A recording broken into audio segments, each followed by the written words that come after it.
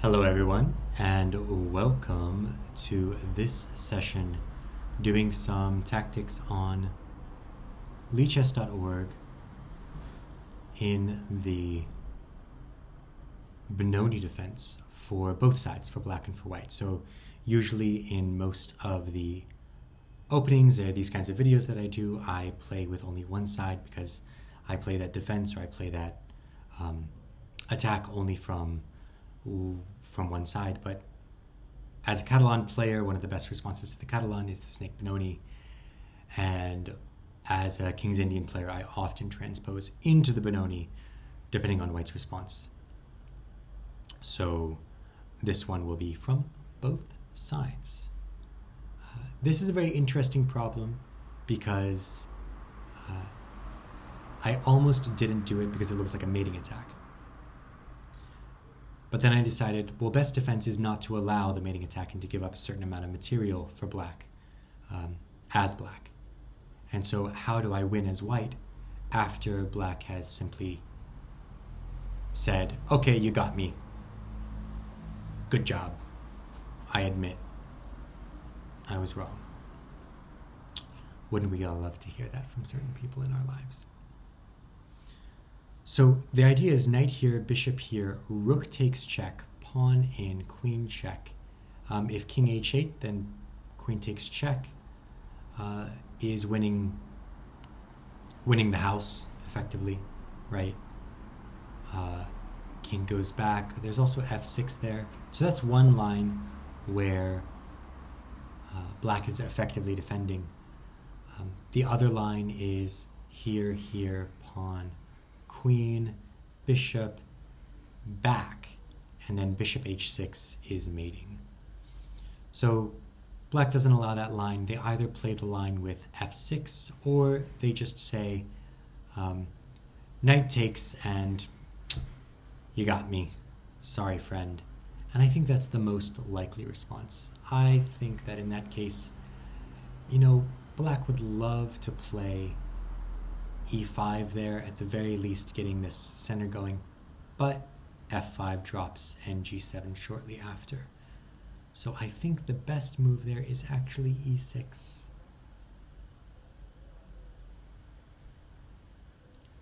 So I think the best line is actually knight takes and then simply e6. Do I have rook takes, pawn takes, queen takes in that position? No, because that's the whole point. Now there's queen f6. So after knight takes e6, what's the rest? What's the follow-up? I think I'm playing h3.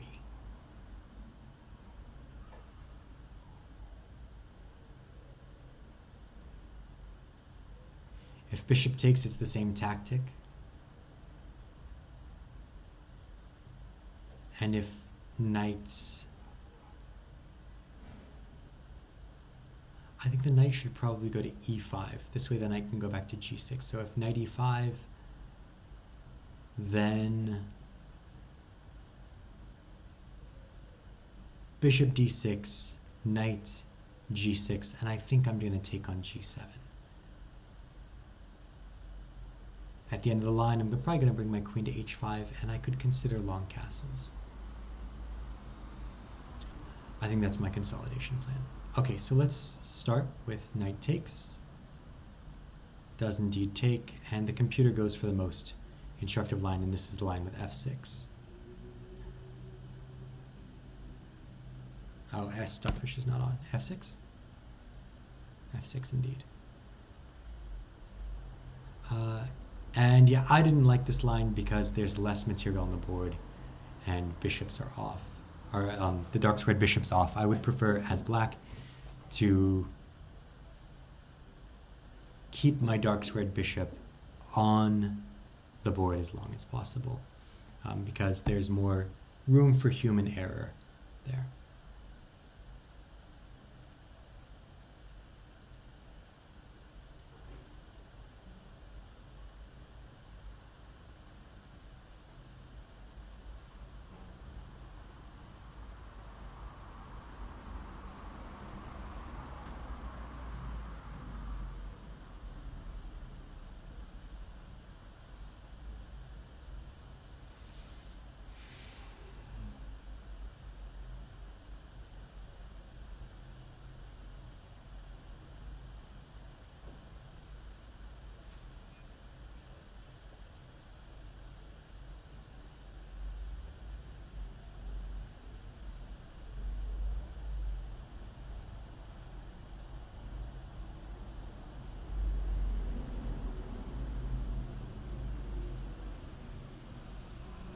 I like that one more.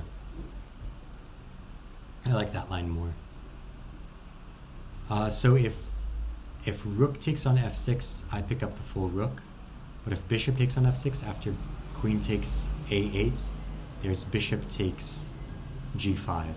I'm not saying that that's great for black or anything, but it's certainly better. And in that case, I think that knight f7 threatening smothered mate. Oh, it's not actually smothered mate, because the bishop's not on g7 anymore. So there's no, the king does have that square. But in any case, it's a fork between the king and the queen. And the rook is forced to take, and then queen takes back. I'm on the bishop here. Maybe the bishop comes back to g7, but I feel like I've accomplished something there. My rook's coming in. I'm pretty confident that I can consolidate that rather quickly. The queen will have to come back. And after queen back, queen here, king here, rook check, king here, and my other rook comes to e1, I believe that the whole house is falling down quite quickly. So let's go ahead and go for this. Bishop takes. And yeah, this is a simpler way of going about it. It allows less activity for my pieces, that's for certain. Do I want this fork? Do I want to take?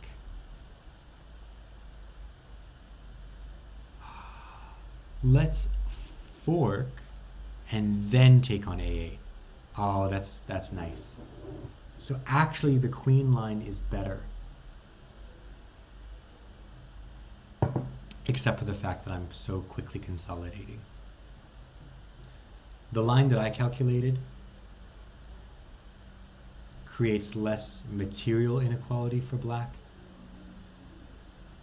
but allows less room for human error, right? This line keeps more material on the board. It's not so easy to consolidate. Okay, rook, rook, bishop, rook back. Meh.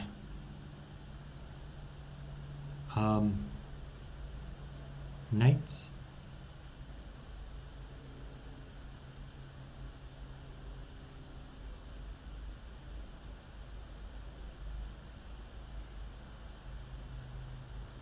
Bishop takes, pawn takes. Using the pin, bishop here, and then rook takes c4.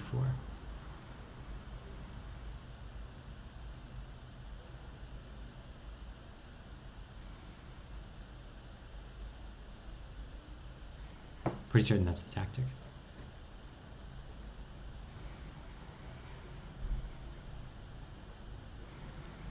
So in that case, the best way to get material for the piece is probably bishop f7. Bishop, pawn, here, bishop f7, rook, rook takes c8, queen takes c8, and then bishop takes e5. After bishop e5, I would have queen f5, hitting the pawn, hitting the bishop. Bishop comes back, and I think I'm bringing my knight in. And actually, black's efforts to maximize what advantage exists in the position for themselves is actually going to help me create a kingside attack.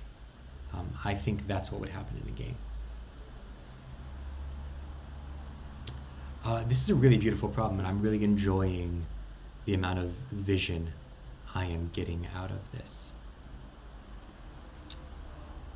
Bishop f7 was... The computer flirted with bishop f7. And yep, bishop takes f7 check is now the line that it considers best. Rook takes f7, rook c8. Rook c8, top line. Queen takes, bishop takes. Queen... I saw all of this. I saw all of it. So I thought bishop here, and then I was going to say, so yeah, g5 seemed unnecessary. Yeah, I knew that move existed in the position, but I just didn't see why. I don't think I need to take that kind of risk in this position. So I preferred knight here. It's important to notice knight here, pawn here, boop, and we're totally fine. And this is actually just helping us get in. That's a hanging queen. Obviously you can't do that. But yeah, this is just helping us get in. So this was not a concern. What a lovely session. Wasn't that nice? Wasn't that nice? We will take a little break there. Thank you for accompanying me today on my own chess journey. And until the next time, good luck with your own. Bye for now.